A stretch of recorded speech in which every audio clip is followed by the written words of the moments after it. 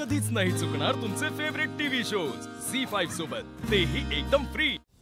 दादा, तुला याची कल्पना कोणी दिली? लालिताई काय बोलली नाही ना तुमका? नाही म्हणजे भांडण तर नाही केलं ना तुमच्याशी? नाही नाही, त्यांनी काय सांगाक नाही। दादांकडे गेलेलं आहे। दादा आणि उमा वहिनींकडूनच या प्रेग्नन्सी बद्दल समजलं। मग आता काय करायचं ठरवलंस तू? आधी घरात जाते आणि हिच्याशी बोलते आणि मग लग्नाचं पहिलं मुहूर्त काढून तुमका कळवते। चारू एकुलता एक चेडू असा माझा। आम्ही दोघांनी खूप स्वप्न रंगवली होती त्याच्या लग्नाची। तुमच्याकडे लालिताईन पण खूप स्वप्न बघितली असतील ना श्रीनूच्या लग्नाची? सगळ्या सुरळीत झाला असताना सगळ्या गावाक आमंत्रण दिलं असतं आणि थाटात बार उडून दिलं असतं।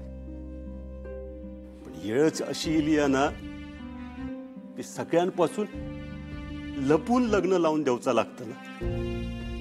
काय पाप केलंय परत परत फिरान येतं। आता अरे ते झालं आता। निदान ह्यातून आपल्या दोन्ही घराण्यांची अब्रू तरी वाचेल। दादा आणि उमावेणी पण ताच म्हणत होते। आणि कसा ना शशिकांतराव, चारू आता गरोदर हा म्हटल्यावर तुम्ही तिका काय बोला नको। म्हणजे एक बाप म्हणून जरा तिका समजून घ्यावा। दुसरं काय पर्याय उरलो?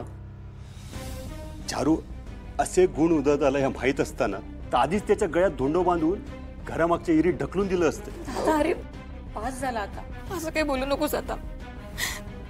अरे दोन जीवांची येते आता।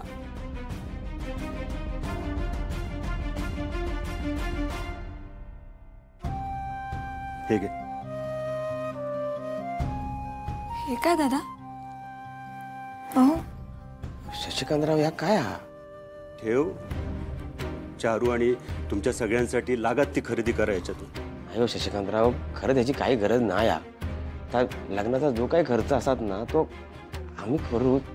तुम्ही याची काळजी करा बस। ह्या बघा, आता माका आणखी लाजू नका की एक बाप म्हणून माका माझं कर्तव्य करू दे। विनंती आहे माझी, घे।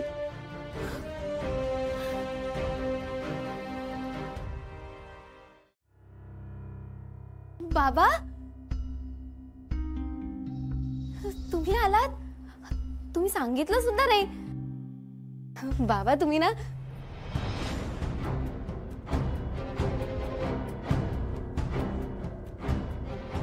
येते। शशिकांतराव, एवढा लांबून इलास तर असे उपाशी नका जाऊ। 4 घास खाऊन घेतलास तर आमका पण जरा बरा वाटत। हो दादा, माफ करा पण खरंच नको। माझ्या चेडवान तुमच्या नजरेक नजर देऊची पण लायकी नाही ठेवली माझी। खायच्या तोंडात तुमच्या मांडी एक मांडी लावून जोक बसू? येते मी।